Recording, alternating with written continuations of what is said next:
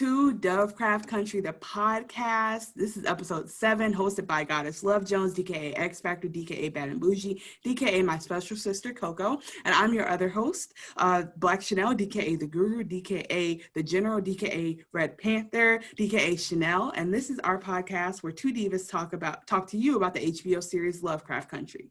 Coco, let's do this. How you doing, girl? We had a little bit of technical difficulty, but yeah, it's fine. Here. We move. We move. This has been a dope episode, so I'm excited Yes. about it, honestly. Let's jump in. Yeah, let's do that because Black Girl Magic, like we were worried about what this episode would be because it could be some weird shit, but it wasn't. It was great. So, we're going to do the recap and then we're going to just gush about how great the representation was. So we start out with this first scene, which is Hippolyta figuring out the orrery, and she had notes everywhere and she's like really having a beautiful mind moment. And I'm like, sis, this is me trying to figure out physics. Like, this is crazy. Econ. Yes. I mean, we all had something where we're like, it just isn't clicking. Like, what do I do? That's it. It's not clicking. I have the text. And she's like, she doesn't even have really notes. She's pulling this out of her brain.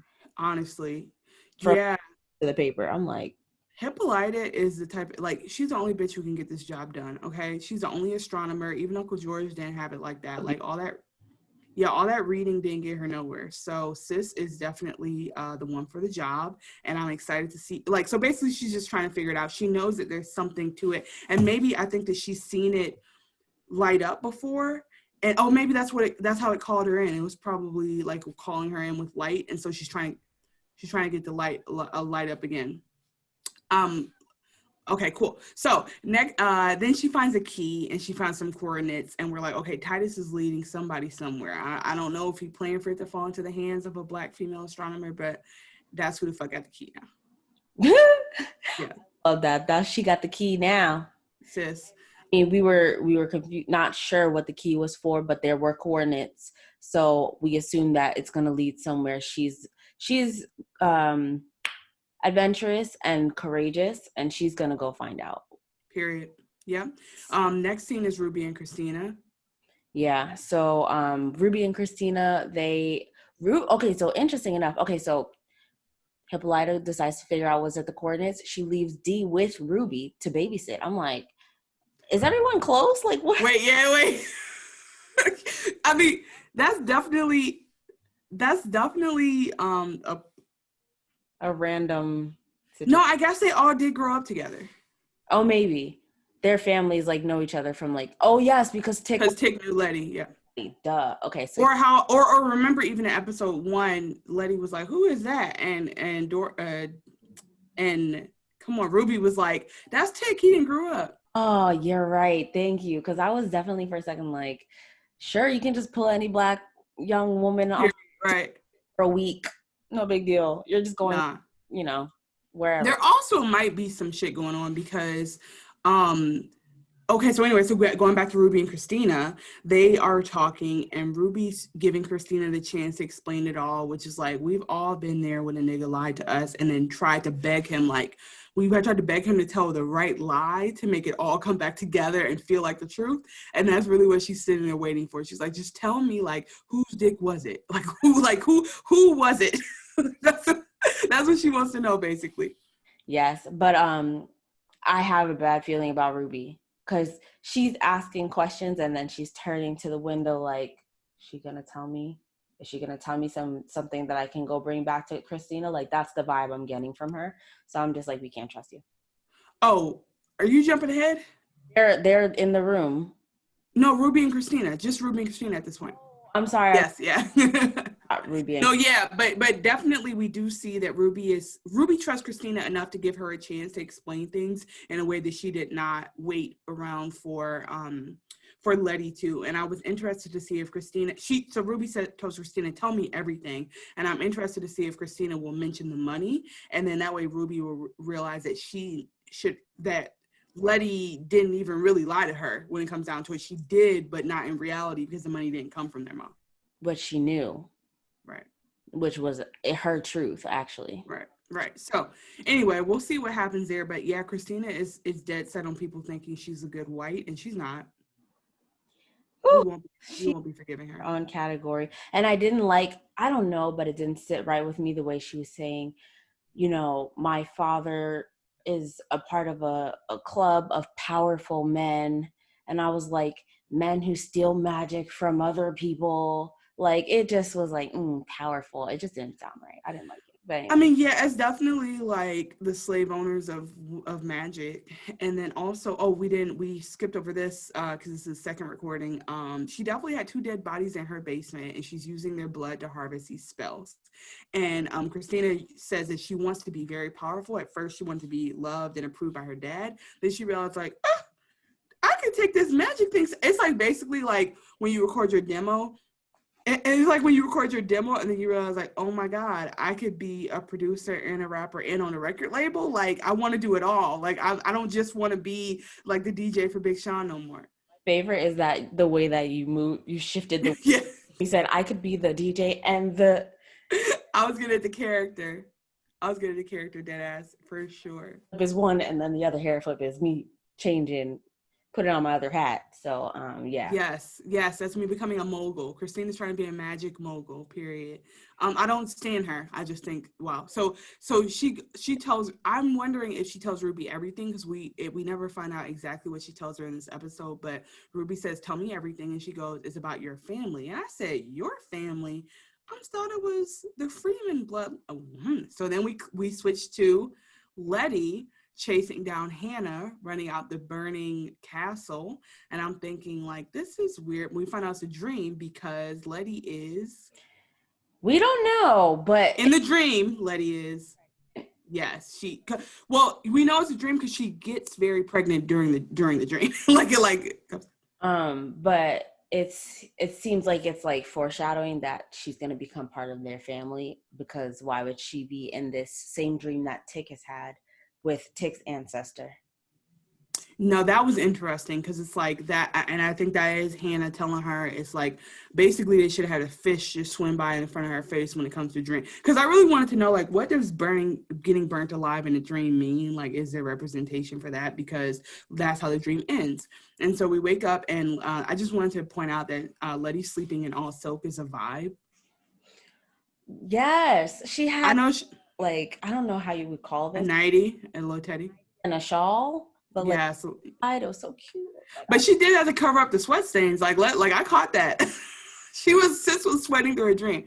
So she goes outside, and so she turns and looks, and so I'm like, oh shit, her and Tick been bedding up together. Like, they are asleep. She's looking for him. So she comes out, Tick is there, sitting there, he's up, he's thinking, and I just think Tick is getting finer every week. Yes. I mean, yeah, and he pulls her close. He starts to just like like, come here, girl. He starts to share with her and grab her, and he's being affectionate to her. And I literally was like, do they have an OnlyFans? Like, how do I just need more. God, that is so funny. I just need more. It was interesting. I mean, no. The unfortunate truth after the dream, I was just like, damn, and they shacking up. See, this is the issue. We need birth control. We need family planning. Like, you can't just jump into a man's bed if you're trying to chase monsters and magic, because you will get... Yeah, because you're gonna be mad as fuck when they going on the next adventure and your ass is like, you got a pump. Yeah. No, I'm not, but that's my mind, and I was laughing at myself. Yeah, no, for sure, you're funny. So anyway, yeah, so but then he like gets in, he starts talking, he kind of pushes her away, and so it's like topic. Yeah, and so this very Freeman way of like, remember in another episode we talked about denying intimacy? So it's like he gives it and he pulls back, and she notices, we see it in her face, she notices that like he wants to, but he's still stopping himself from really like just being a little bit from intimacy. Right. So then he mentions that they start to figure out something really cool, which is that they both had the same fucking dream. Which, if I have the same dream with the man, we will be getting married. I would say that the ancestors are being very clear with me right now that you are the one. You are the one. We are the team. It is a union. Thank you. Quick side note, I can't even tell you how many dreams have gotten me fucked up because I've been like, he was my man in my dream. He must mean. And then I go to him and he's like, I'm still trash. What the fuck are you? You're not psychic. Not trash. Yeah, no, it really happened. See the text that they left you and you're like, okay. Yeah. Okay. Word. I think my dreams are just there to comfort me at this point because I will literally dream like that someone texts me the thing I want them to say. And then I wake up and they said the opposite. I'm like, well, that was just for me. That was just to make me feel good. So anyway, so they realized they had the same dream. And then they talk about the fact that Hannah had a book in her hand. And they realized that the book might have been the book of names that she ran out with. So the book of names is not gone. But when you think about it, Christina must know that too, because I guess maybe the pages were smuggled out before then, but long story short is they're like, well, shit, Hannah might have the whole goddamn book and we don't need to just go running after the pages. And then they find out that while Tick doesn't know much about his mom's side, they need to go figure out like, you know, what happened because there's some history got lost in the Tulsa riots, which we know is Black Wall Street. And so just what I love about this show is Rose mentioned that it did. Yeah. So he was like, it's reminding me of Tulsa. Right. And so it's like, so this like kind of I don't know. This Midwestern history, I love it because like being from Detroit, like our family doesn't hold on to that history. Like we're not like Southwestern, Midwestern, like we're not like, you know, Tulsa, Kansas folks, but we are from Chicago from one side of the bloodline and like we don't even know the history beyond like to that point. We don't even know the early 1900s, like whether or not we were invested. So the fact that they're already losing part of their history and like 30 years ago, like one generation in is heartbreaking because that's how we are where we are today, where we don't know how to boycott. We don't know how to do these things because our history's getting lost. So wow. Anyway. Wow. That got me, actually, that really, it just like hit me as you were saying that. And I was like, 2 generations. And that's how quick you can lose it. Everything got burnt by this intentional massacre and arson of our. Yes. Yeah, they tried to genocide that whole city. I will say though, I love a sticky fingered hoe. Like I love that Hannah said, I'm about to take this motherfucking book, bitch. It's mine now. Thank you. We gonna get out the front door, but we gonna take the book though. Yeah, we got this with it. This is my fee. Appreciate it. You didn't give me shit else. Exactly. So I'll take magic. And so anyway, I'm like, I fucking told you Black women will be the root of all of this shit. I'm gonna tell you right now, but because Hannah's gonna end up being the GOAT. So anyway, I thought that was a pretty cool scene. That's why we got so deep into that because that lets us know that needs to be figured out. So then we go to Montrose, and Montrose got his man there. Yeah, and you know what? I think that we just gotta take our time through this recap. I thought we were gonna be able to, but there's a lot. Even the show is so good. Before we get to the beautiful parts. We gotta get through this. So yes. Whew. So Montrose put it on Sammy and Sammy will bake it. Not put it on. He probably did. He said, oh, you can stay the night tonight. I think they finally used lubricant. He said, maybe. I'm saying like, Sammy's like, oh, you treat me like a queen. Some juice too. I'm gonna pick up some juice. I got Yes, he said, "Oh, you let me stay the night, Daddy." It was worth it. My friends was wrong about him. Sammy did say, "Oh, because you finally let me stay the night." Like, yes. Oh my God, it's okay. Montrose was so rude. He was so rude. He was pulling the Freeman. We got to come up with a name. I'm intimacy denial. Yep. Freeman. I'll be denying you intimacy today. Yeah, we'll workshop that. Merch coming soon. I'll be denying you intimacy today. Yes, Carol. Yeah, because he basically is like, wait, how about LOL at him saying all you have is whiskey? What the fuck? You have no food. It's just like, come on, Tros. Also, I'm calling him Tros now because I'm trying to forgive him for being trash. Oh, that's cute. I like that, Tros. We could do that. His neighbor Bernice, this is such a small detail. I thought this was so cute. He had a neighbor that went to go get an African print scarf from Marshall Fields, which, Corrections Country, I want to bring something up. There was an episode of which we had no idea. We really didn't. And it's okay. Again, talk about the history loss. No, I'm just kidding. We had no idea that Marshall Fields was a thing. We were like, is it the Marshall's department store? Apparently he was a big BFD. Like literally my mom was watching some of the History Channel. Like he's like known. So my bad, Mr. Fields and company. Interesting. My bad. So anyway, Bernice went to go get a scarf, which I love that Bernice is getting African print in the 50s. Like that's just like come through. And yes. Anyway, and then Sam, he says that he saw. He said that he. What did he ask? He ran into Bernice, but he just asked her where she got the scarf from. Oh yes, probably. What a queen. Exactly. Oh, girl. I love you. Yeah. And Sam is probably like Puerto Rican, but he's like, no, I want that West African print. Let's do this. So anyway. There's a tie there. There's a connection between. Oh, for sure. Yeah. Watch, he's gonna be Eritrean and I'm ignorant. So apologies to Sammy and his bloodline. Anyway. Look into that in further episodes. But yeah. Yes, we will be back to apologize. Because he was like, oh, you saw my neighbors, like now they're gonna suspect something. Why is there a man out of my apartment? Yeah, so we're one step forward, 3 steps back, but he has a connection with his neighbors, so he's not like that much of an asshole. But what I'm trying to say is he's not hiding in real life. Like he's word with people in the neighborhood, his outside of his family. But I think of him as life. I think of him as Oscar the Grouch. Like niggas knew Oscar the Grouch. Like people counted Oscar in. He just didn't want to be there, but he was there, like low key. So yeah, that's I think of him. Yeah, but anyway, I LOL at because we've talked so much about pork as friends off the show. So he goes, side.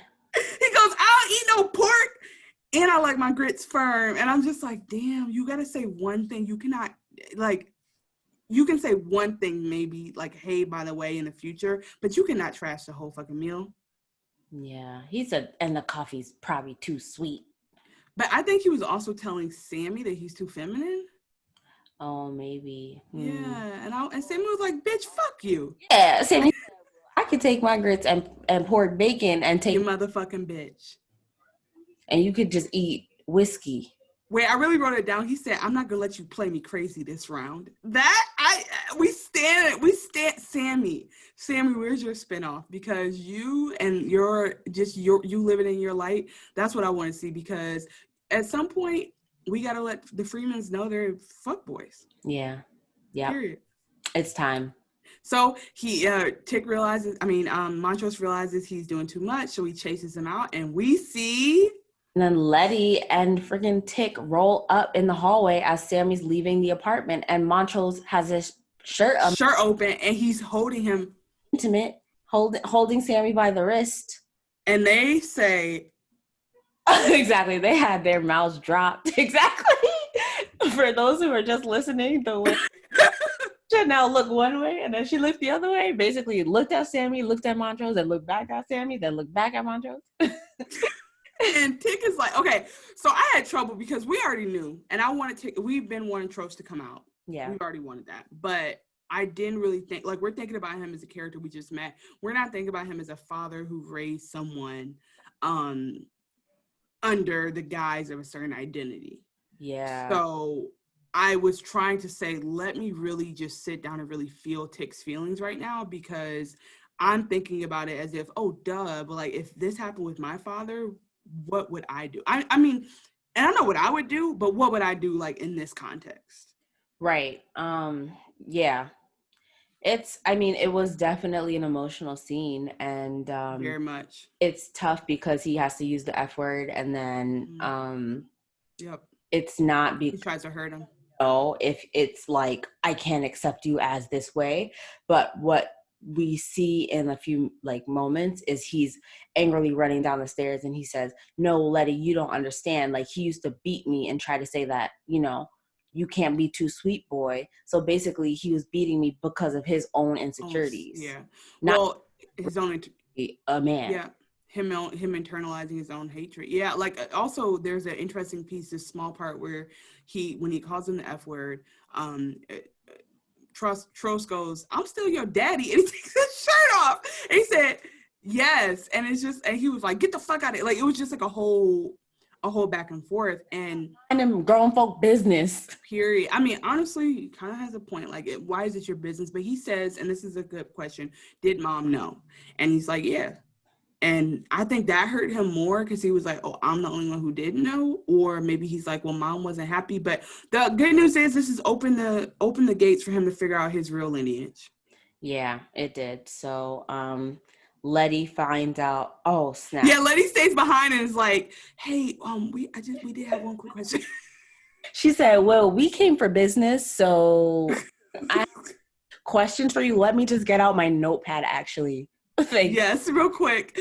So she comes down and Tick is upset and like he said what you said, and then basically he lets him know that they have to go to St. Louis because a friend of the aunt who is the closest living person to Dora's lineage, being Tick's mom, Montrose's Beard, is the person that they're going to go interview.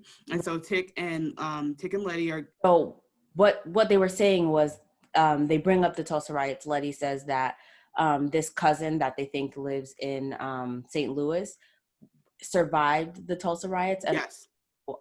Tick's mom also is like the last surviving of the relatives that live there. So they're like, okay, well, she might still know more information since Tick's mom's not around.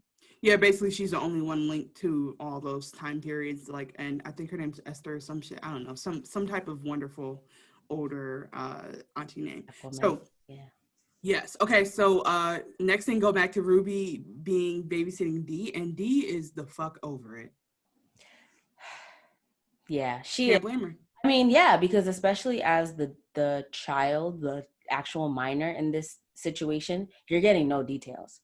Your father died. We're not telling you how. Mm-hmm. I mean, I don't know what else there is. That's really the biggest one. Wait, did we even talk about the scene where we didn't? Well, anyway, so basically we showed in Boston.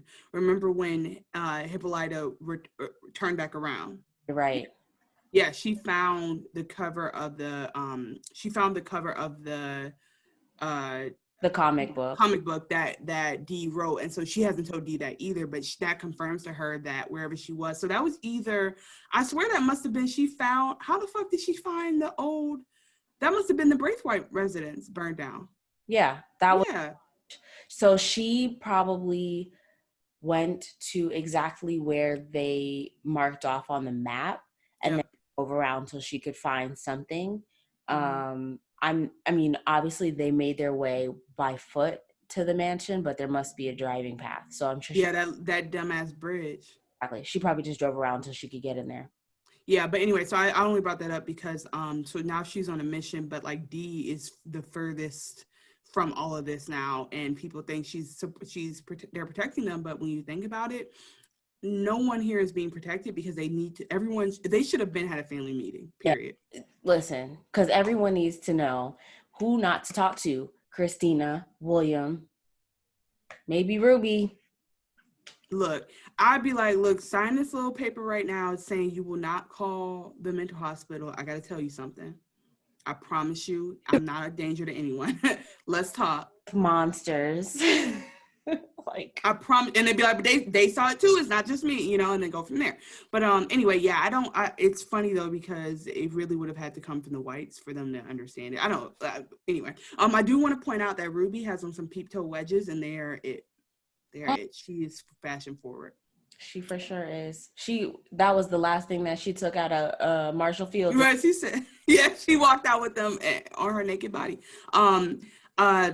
Tick picks up on the fact that Letty needs to stay behind to chat with her sister, and I was like, oh, he noticed that? Yeah, that was dope. I mean, he turns on his like intimacy and his care when he wants to. Flip that switch. But like you said, you know what, maybe it'd be better if I just go on this trip myself. I mean, because it is like, because he is going to an extended family person that has to explain who this woman is. But no, I think that he was just being sensitive. And then we cut to Ruby and Letty making up. And the only thing from that scene is what you said earlier, which is that Ruby is talking to Letty, and we don't know if she could easily. I was saying that before. No, but, I mean, it's quick because it's just, we don't know if she's pumping her for information or what she knows, if she's testing her, but she really is like, what you been up to? And she doesn't press, which lets me know that something is going on, because Ruby would usually press. Exactly. She's nosy, but to an extent, because she thinks that, oh no, you know what? I think it's because she wants power in the situation. Yeah, that's interesting. Information so she can kind of manipulate the scenario or her relationships as needed. Well, I fully believe that Christina is able to convince her that Letty's on bullshit, and so she needs, like, you know, because Christina keeps saying, I'm the one good white. I really, anyway, that's my prediction right there, like, that Christina is pumping her and getting her ready, because she forgives her, and, I mean, Letty does apologize, which is cool, but she forgives her easily, and then they talk a little bit about, first of all, Ruby keeps taking her shades on and off, and that shit was just so fucking cute. I was like, is she Christina? I don't know. Are these... No, that could have been. Like, I was getting, like, my hairs were standing up on my neck. Yeah, you can't trust nothing when it comes to her, Christina, William, Ruby. They mentioned that their mama was a hustler, and so I just thought about that, and that the idea of hustling being such a concept we gotta break. Like, we say scamming, but hustling was the original scamming. Mm-hmm. And we don't see enough imagery of female hustlers. Period. Like, if you think about it, like in Malcolm X, like running numbers and stuff, it's like, oh, it was just the men's game. It was just, you know, but.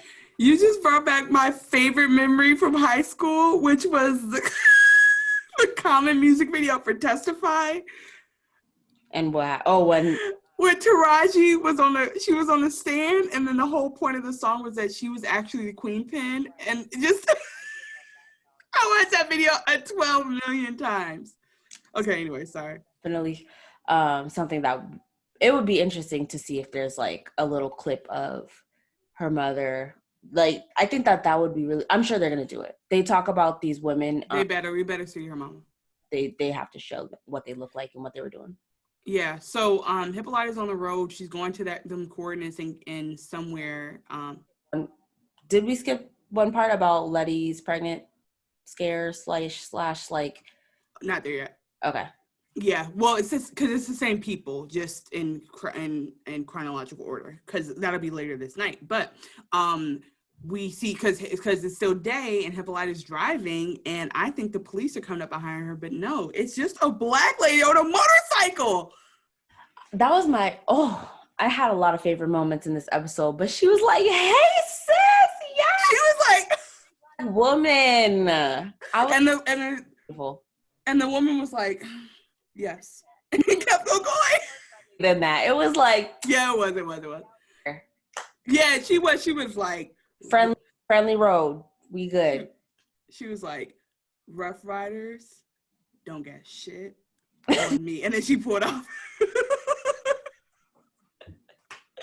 Oh, started all of this, honey. Yeah, no, it was great. And Hippolyta's listening to French, and in hindsight, I'm hoping that she was listening to Madame Josephine Baker. That's what I'm hoping. And probably right. That whole scene was kind of like a foreshadow. It was like, for sure. Ooh. The way that the woman. What a foreshadow. Future.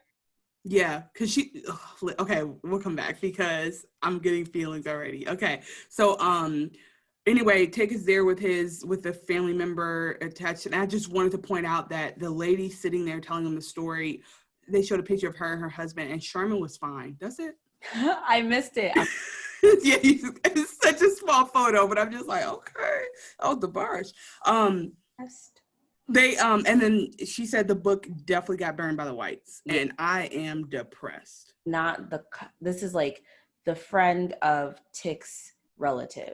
Yeah. So, yeah, basically, and she's saying like she thought that was a family book because he said a book of, and she was like, oh, a family scrapbook. He was like, yeah.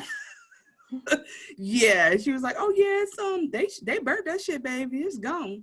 here goes some more mac and cheese. And I was just like, how Southern. I love it. Right. So then we could. The book is still. The book better be alive. How about that? The book better. Bells, I'm sure they enchanted it so it can't burn. Better had been. That's all I'm gonna say. So Mayfield, Kansas. We are in the middle of the night. I don't know why she would put herself like Hippolyta is too brave. I don't go to wear at night now. I wouldn't go to wear at night if in a. I wouldn't go in car. Just not me. But anyway, so she walks up to this observatory, and I'm like, well, you know what? She can't risk. She cannot. Word, because I was like, what is yes. this? We have one at our school, but anyway. But we're lying if we think sis can resist the telescope. She's going in there. An astronomer and just doesn't have the title and is paid to do it. And that's when I said, like, there's gonna be werewolves, because I was like, this episode has been too normal. Some bullshit's about to happen. So who's about to howl at the moon? Like, it's gonna be some nonsense. Who's about to transform? So they go back to this is going back to the pregnancy thing. So it's Letty, and Letty is keeping why do I have no one's names? Ruby and Dee and Dee are at the house, and they've invited their friends over, and Letty's keeping them company, and Bobo was gone on his trip. So just that needs to be said. And they're talking as sisters, and Ruby asks her how, if Tick is paying rent yet, because that nigga is staying at your house. And she said, I need help around the house. She said, oh, you need a lot of help. And I said, I love this innuendo. I mean, listen, we can all use some help around the house.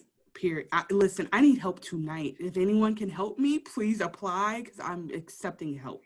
LOL. Applications coming soon. Just check the website. Check the link.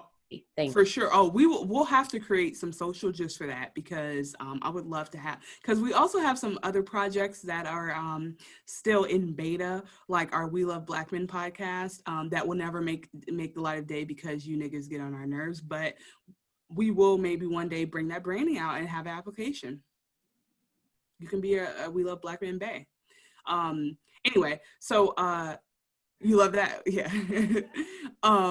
So they Ruby goes to smell some garlic, and Letty goes to smell garlic and Ruby's sauce, and she's sick, and Ruby goes, LOL, you're probably pregnant, girl. And and Letty says, she said, I'm gonna go to the bath. Yeah, she's like, I'll be back. And so she goes into the room to freak out, and she finds the orrery.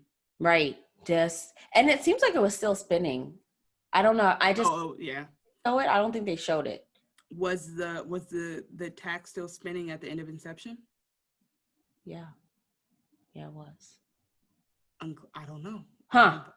Anyway, so they are, and let me tell you what I wrote. Please let them have been smashing nonstop, because if she got pregnant her second time having sex, girl, let me tell you.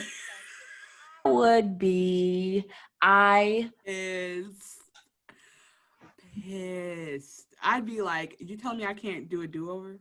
Right when the story's getting good, right when we have trips to take, you'd be fucking me on a schedule.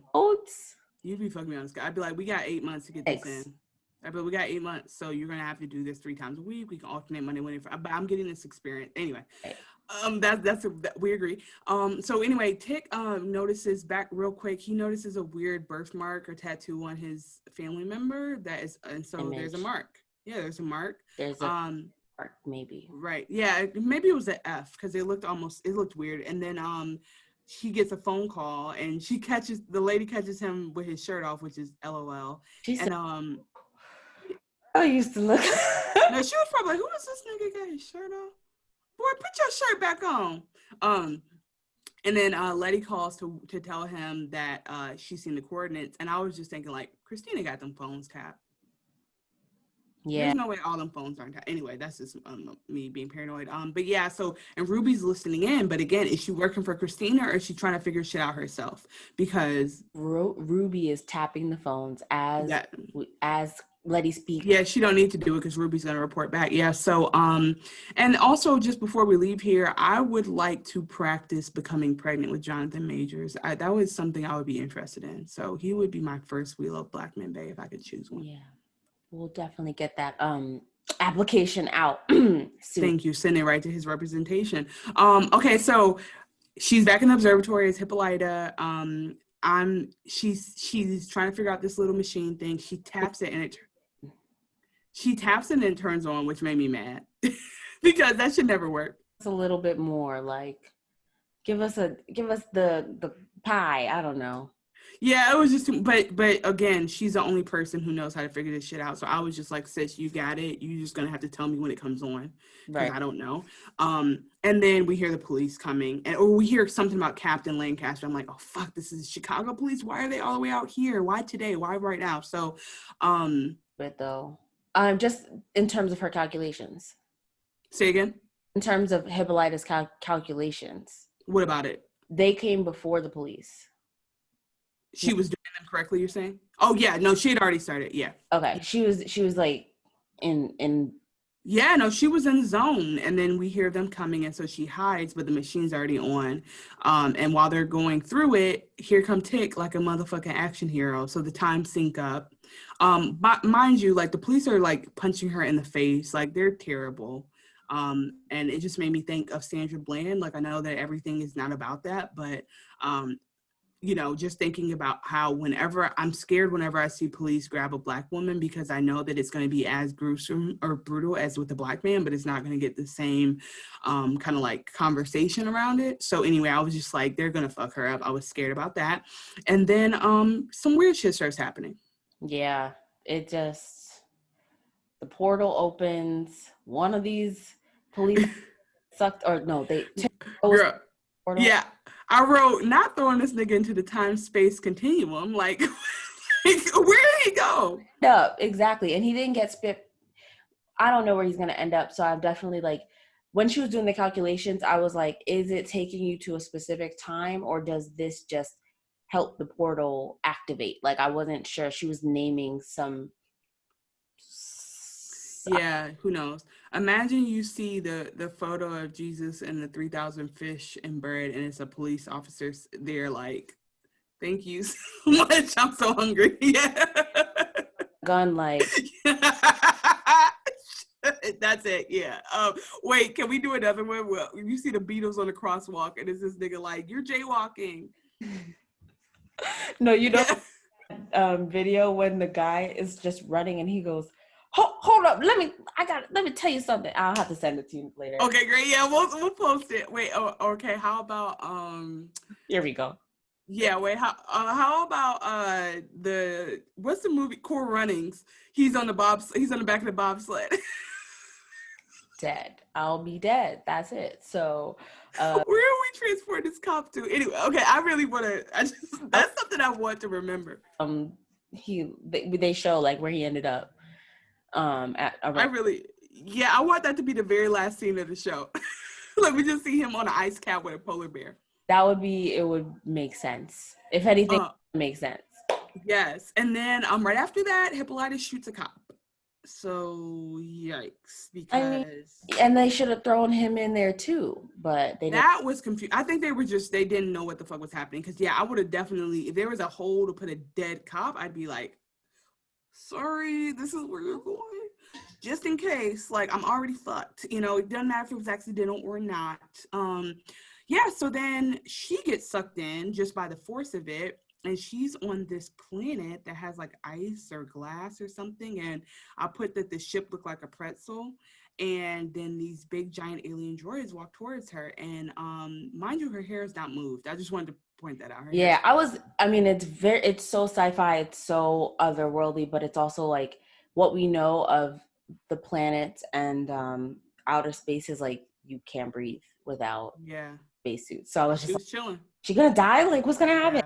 Yeah. So Well, what's cool about that is we know that it's not just like a transport of her in this moment to another planet. It's some other shit entirely. Because, yeah, like everything is always based in that, like, oh, I can't go to this planet unless we think about that. And it's like, no, just fuck that. Stop being a nerd. Just watch the shit is what they're saying. So she gets teleported and it looks like they probed her ass. But mind you, what I wanted to bring up on this, so she's in this white room and she's fully naked. And I just wanted to highlight Anjanae Ellis and her bravery. She was giving body. I mean, she gave full body, but it's just like, imagine like just sitting naked. Like we don't, because in feet hanging. Right, like at a doctor's office. And I'm like, that's just a super intimate moment. And she gave it to us. And I was just really grateful to her for that because she wasn't afraid. And so then this Afro droid comes. Have you ever watched Steven Universe? Mm-mm. Okay, this droid is Garnet in real life, and so anyone who has watched Garnet knows that she's that motherfucking bitch. Okay, so here's Garnet, and I'm like, I don't know if I should be comforted or if I should be scared. And Garnet, she says, "Who the fuck are you?" Garnet's like, oh, that's not her name, but Garnet is like, I am. And then she leaves, and she's like, "Let me out." She's like, you're not locked in. But then she closes the door on her ass. Yeah, that was weird. I didn't really get that part, but I was like, okay, well, you have time to figure it out, basically. So sis starts doing her stuff where, again, I was in gifted classes. Like a mind meld with herself. Listen to me. I would have been stuck, okay? It would tap in, like, let's do this. Let's talk about me in an escape room, okay? I have... Don't ever bring me to an escape room. I'm the worst at those. I'm literally, like, just sitting in the corner like, this was cute. Listen, I had a phase where I was obsessed, loved them. We'll go back after COVID. And there was one room me and my mom were in, and the guy, and we were like, all right, we need a hint. And he would give us a hint, and we would be like, we need another hint. And and then he would say something, we would just stand there and be like, it's not clicking. And so I just wanted to point that out because I was like, sis, I'd be stuck, motherfucking stuck, bro. Yeah, it's so funny. And then I remember one time doing one with like people from work and like trivia and whatnot. I'm like, I wish I could help. I do. LOL.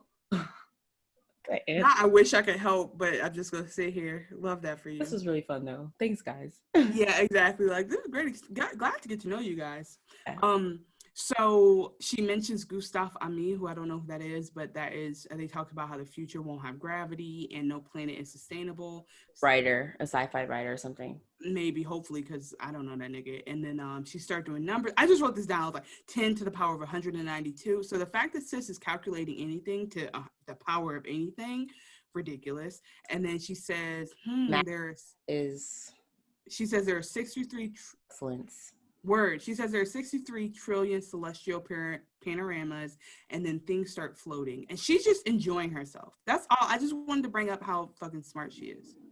I love that. And I think that she was trying to see if there was a combination to like open up the chest that was in front of her. She was just using anything really to say like, okay, what scientific principles can I apply? Right. Figure out how to get out of this room. Well, she was like, I know there's a door, so I'm trying to fuck the lock up on the door so it opens. And when she did that, Garnet comes back. And Garnet is like, who are you and where do you want to be? And where do you want to be? And this is where I want to pause before we get into this.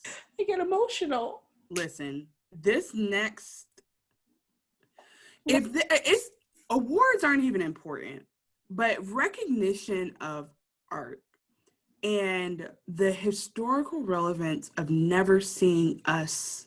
I can't even. Yes, I can't. I usually have the words, but to see, okay, we just got to talk, because I'm like, I can't even, I thought I would be able to summarize it, but I just feel emotional. So she goes, I want to dance on stage with Josephine Baker. And I said, me too. Oh my God, is that an option? And we wake up and the sis is on stage in Paris. Full outfit. Knows none of the moves. And that, I'm just happy to be here. I was crying. I'm like, what would you do? Get the fuck out the way. And they kept being like, bitch, if you don't move even do the number? And then Josephine saw her gawking and was like, 6, 5, 6, 7, 8. Yeah.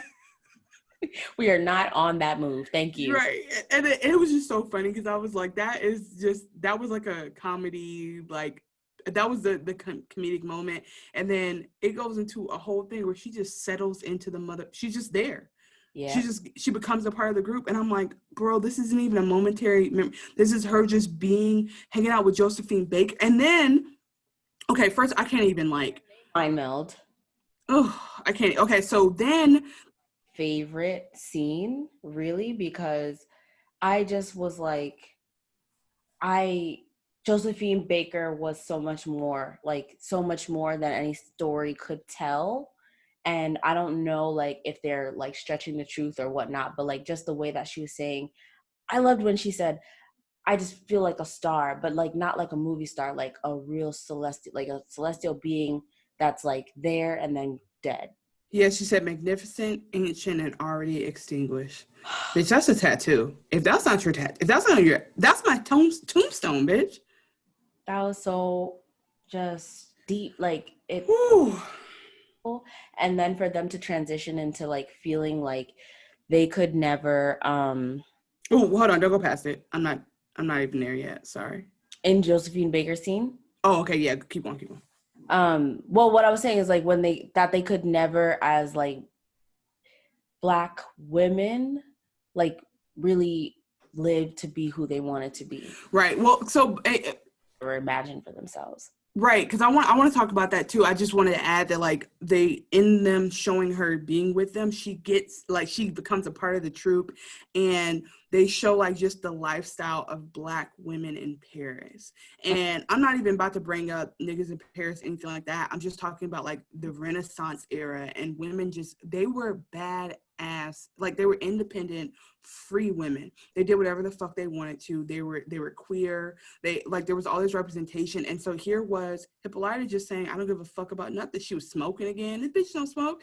And so there was a point when I was like, are her and Josephine smashing? Like, what's happening? Like, I was just like, this is lit. So has she been there? Yeah, they were. I mean, but it was intimate and beautiful. And I was like, yo, like that was just like almost like a co-op feels very white. I'm trying to think of like it was like it was a tribe in itself.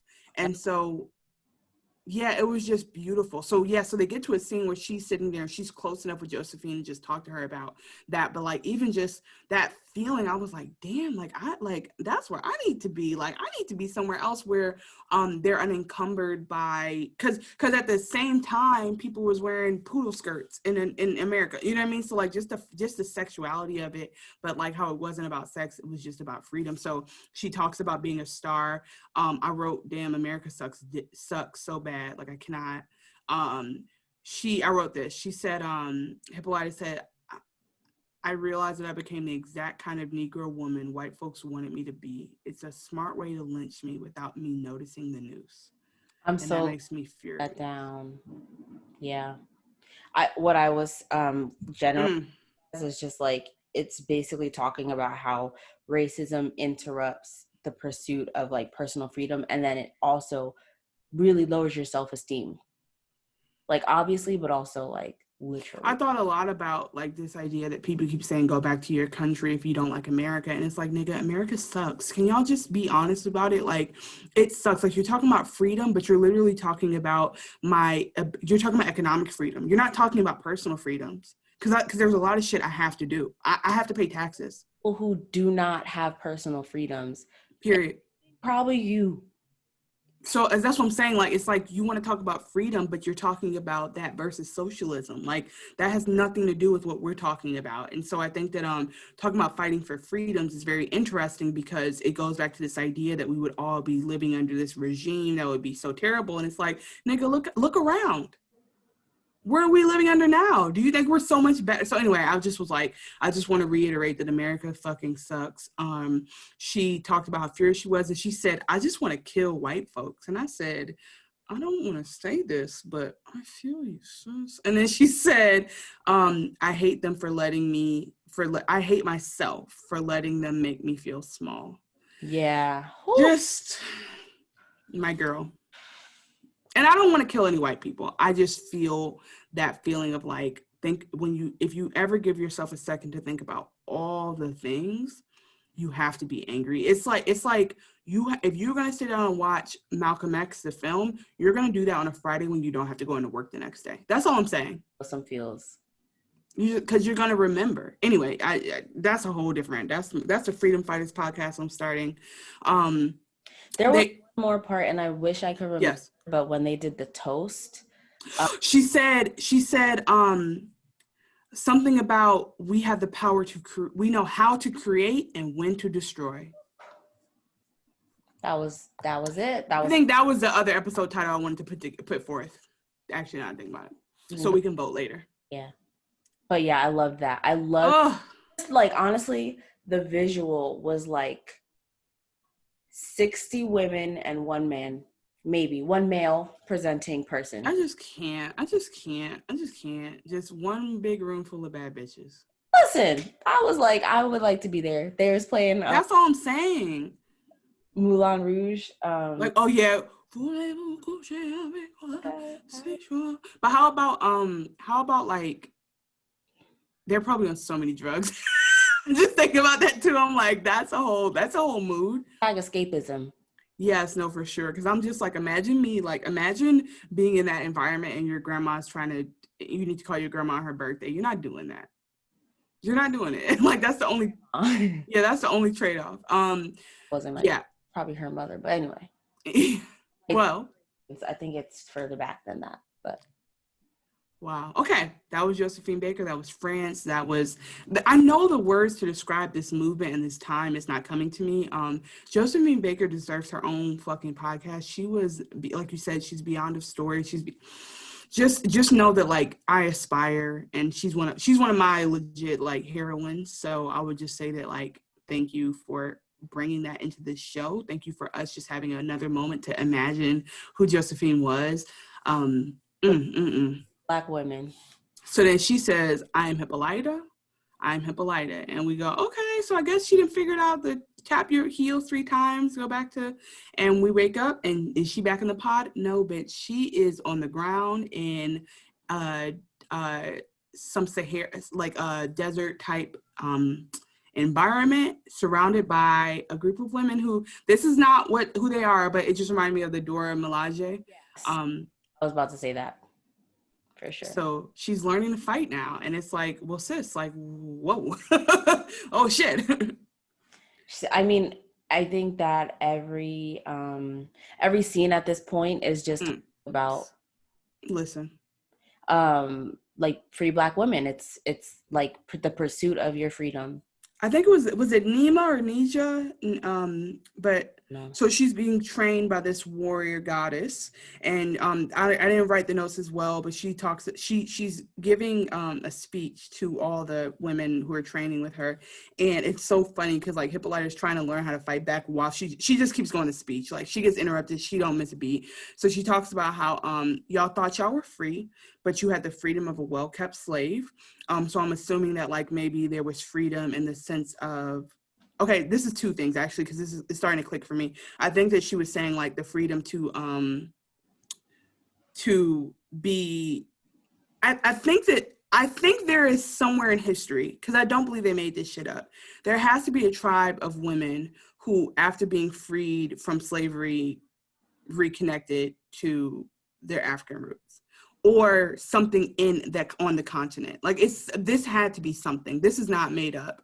And I say that figure out when they show like the uniforms, like to figure out like if that would replace it. But we can also come back in another. Right, because we saw like the cowrie shells and things that like we know are kind of maybe have some West African anyway. But yeah, I do think that that's something that I need research on ASAPington, because anyway, so she's going through that. She's talking about freedom of being a well-kept slave, suggesting that marriage and domesticity is well-kept slavery, which kind of is. And then she says, true freedom you need to find for yourself, but today you are too afraid to go looking. And when I tell you that shit hit me like a bag of bricks, like a sword to the knife to the neck.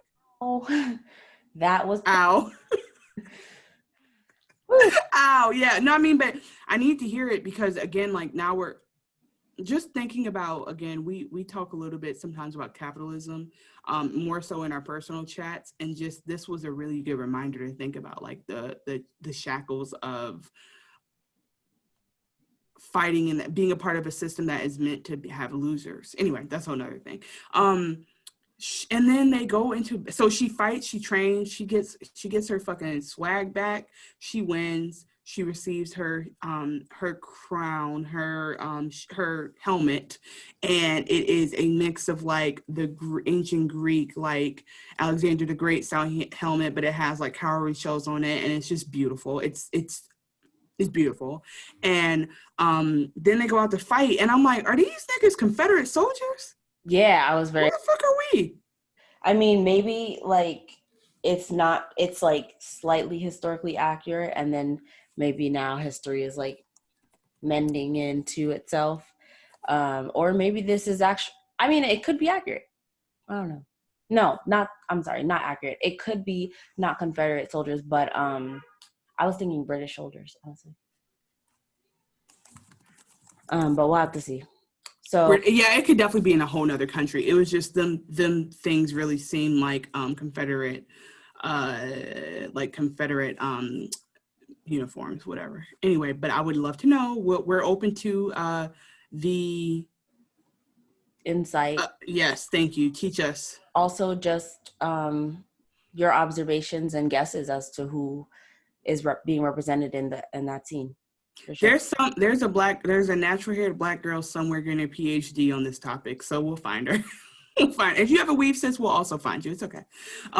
So then she goes after that. So first of all, they kill all them, bap. And then we turn and look, and it's a whole nother squadron, battalion of people. Please. And that's what she said. All right, I'm done now. I was like, oh shit. I died because I was like, all right, sis, I'm really proud of y'all. No casualties on your team, but there's about there's a lot more. 1,000 more of killed. So. She says her own speech that I really appreciated. I didn't write it down, but it was just very much like, sis, like y'all she does talk about how they thought that their rage made them unworthy of love. Their anger. Say like Flawless. No. What is the song called? It was something within Lemonade, probably. This is embarrassing. Why can't I remember the name of this song? Well, because we are Moderate Beehive. We are not Flawless. It was okay in the beginning, yeah. Yes. With what's her name? I'm seeing her name and I don't remember it well enough to pronounce it. I can't see the whole thing. I think it's Ngozi. But anyway, so I just want to get her full name because remember, you wouldn't remember, but she actually spoke at my graduation. That I would not remember. No. You were, yeah. Funny story. I did not have the money for the return flight, so I did not. Okay, keep going. I feel like this was the Lovecraft version of that speech. Like that speech, they teach us to shrink ourselves. They teach us to, be as big as we want so that men can feel strong. Yeah. Whatever. Thank you.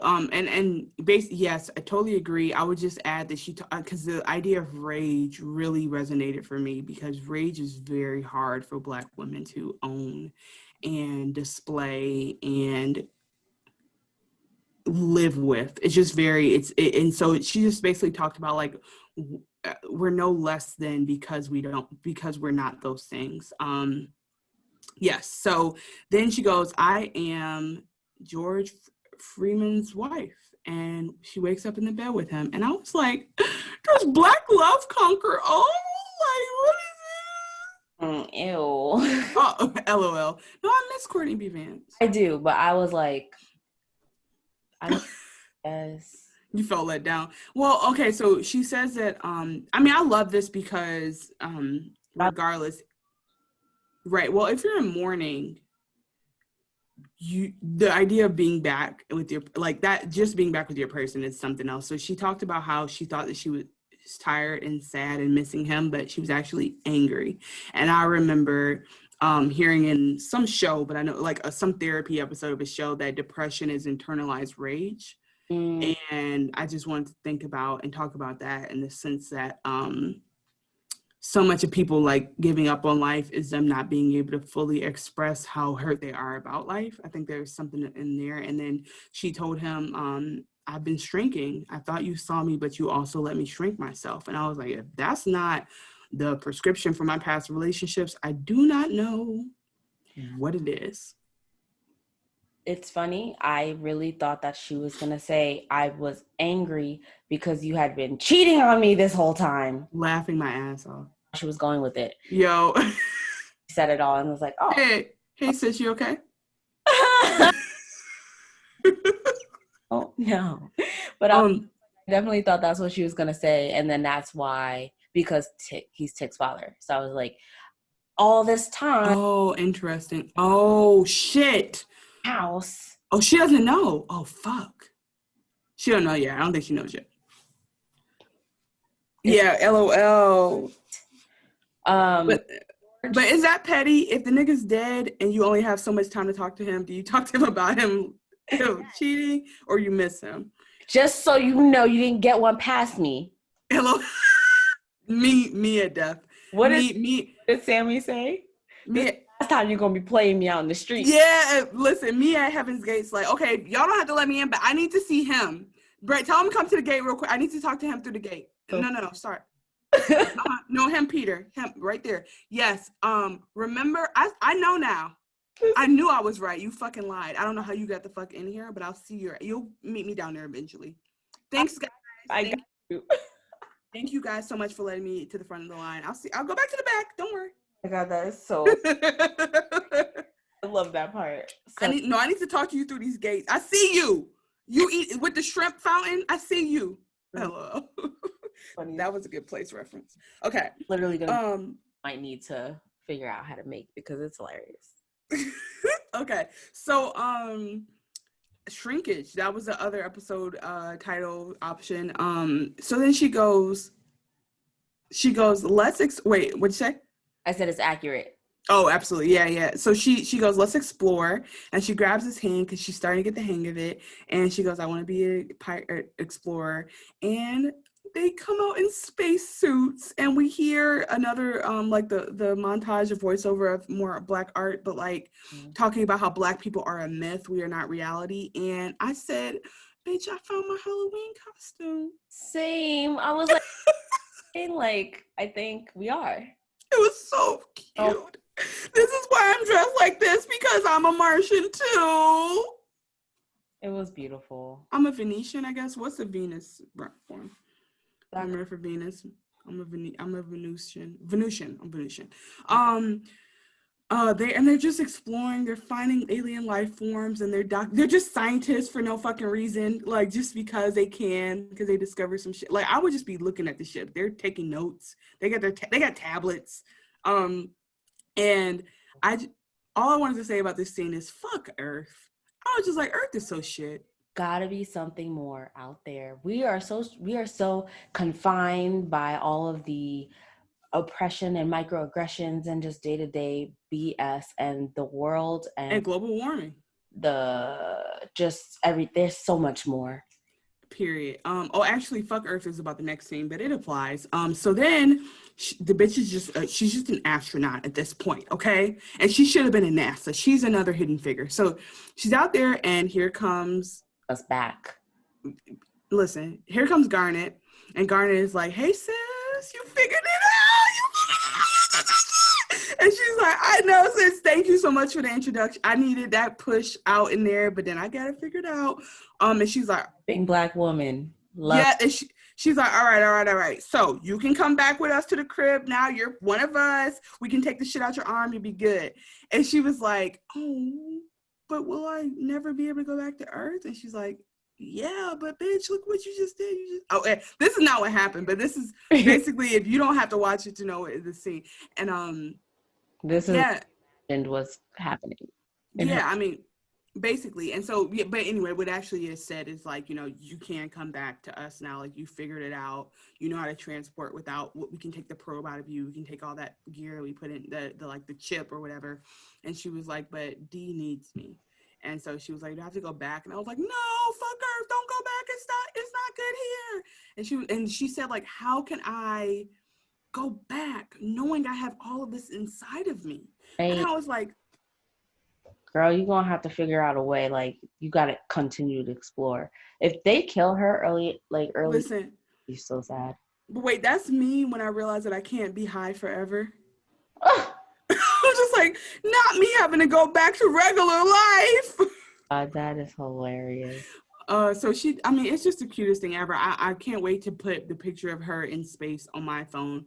And so she says, all right, bitch, I gotta go back to Earth. God damn it. And so we then see, this is the first time I was not happy to see Tick's ass. I was like, we're back? But I was in a tribe and I was dancing with Josephine. Why are we back to Tulsa? And I mean, I loved that this gave like, I don't know, like a womanist, how to explain it, but like all of these storylines were very womanist. But I also wondering, like, where did Tick go during all this time? Yeah, I wonder if Tick's ass didn't make it. That would be hilarious. If he was he was waiting outside the club the whole time. Yeah, I love that we don't know at all what he did, because we really had been like underplaying Hippolyta as a character this whole time because she wasn't with us, and fully believe now that if she had been with us, we'd love her as much as we love Letty.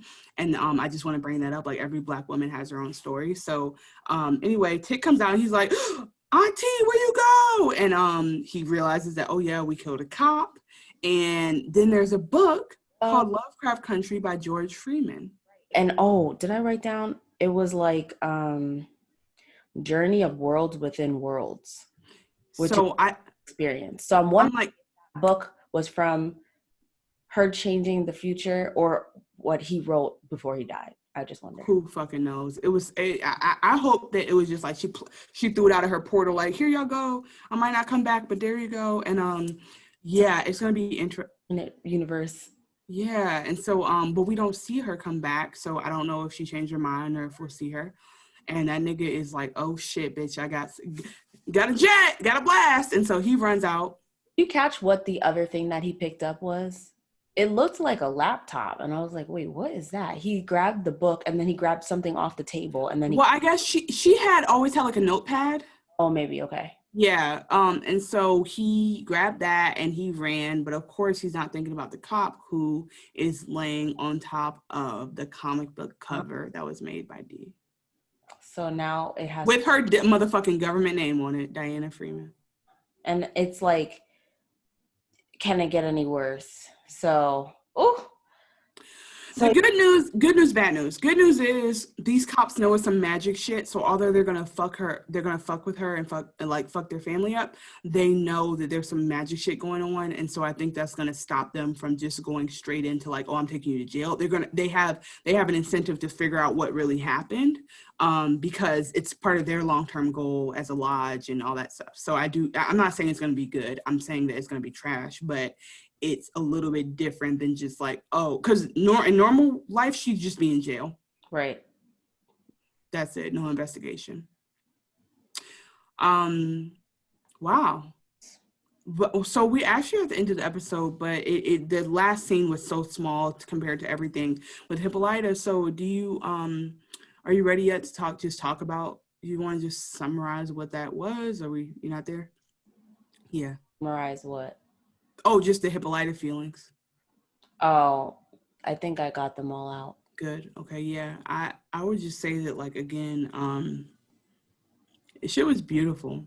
It was beautiful. I can't, like, movies put me in my feels. Like, my heart flutters when I watch certain things, and this just the whole time was like, yo, like, just the beauty of storytelling, the beauty of Black women experiencing fantasy, experiencing sci-fi, experiencing these things that we think that only like Jessica Biel and 7 white guys experience. Like I just really love, I don't know why I pulled her out of nowhere, but just the idea of just seeing us, and it just reminded me like representation is so fucking important. It's just so important. We are so much more than this.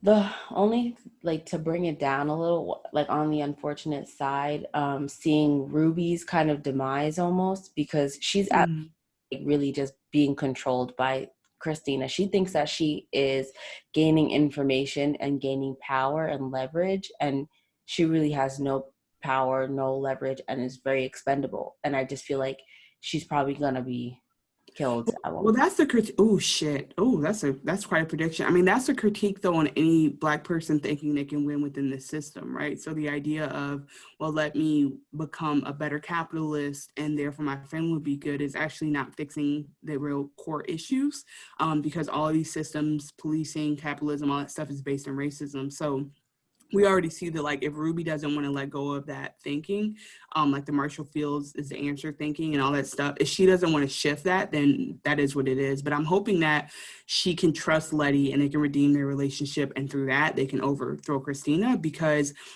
whether it's because of Letty's pregnancy or because they actually have magic in them already, like I think that they will actually be more powerful than we realize together than they are apart. So I do hope at the very least that Tick, Tros, and Letty decide to, and Tisha, Tick, Tros, and Tisha decide to communicate, because point blank period, everyone's in danger now because y'all refuse to let people know what happened. Right. Dang. Yeah, and then I just have one more thought. So Letty's baby will be the next another one in the bloodline of from Braithwaites. Yeah, of Braithwaites, exactly. And so Christina has a lot of incentive to harm Letty and the baby. No, she has incentive to keep the baby alive, because the baby will be able to also have access to the magic. Yes, but if they're powerful enough, they can, like, Christina's not, you know what I mean? I feel like they're more competition than they are going to work together, because they're not. Kill Atticus. Well, I guess he's more useful because he's more powerful right now and he's like access the magic. But I'm like, it's easier to manipulate a child than it is to manipulate Atticus. Right, which is like, I don't know. I guess I'm just saying that, like, it's not going to be a family affair, I guess, even though technically Christina and Tick are related. So, yeah, I'm hoping that the follow-up with Tros and Tick ends in them some acceptance and some real paternal lineage conversations. I'm so excited for Hippolyta and what she knows. I want to see how that changes this character and how she interacts with everyone around her. Like, can she even be a human being? Can she be an Earthling anymore? Because, like, Lil Wayne became a Martian, he never became an Earthling again. So what will Hippolyta do? Yeah. And then the last thing that I wonder, like I said, I would love to see the mothers in an episode if they do a flashback or something. And I would love to see Montrose interacting with Tick's mother, and he's done some more research on the family history. Yeah. My last thing is met the cousin in St. Louis before she died. Like, yes, right. I want to see more of Jonathan with his shirt off, and that would be my last request. Thank you. Thank you kindly. Okay. Cool. Okay. Well, before we wrap, what do you want to pick the episode title? I like Shrinkage. Shrinkage is good. Wait, can we do Where Did the Cop Go? Oh my god. I'm lying. That's not it. But that will be in the show notes. That was a blooper. Dope. So thank you for listening to us recap HBO's Lovecraft Country. Don't forget to let the Black woman in your life know that they are witty, cultured, and worth your while. Oh, and read a book. I love that song.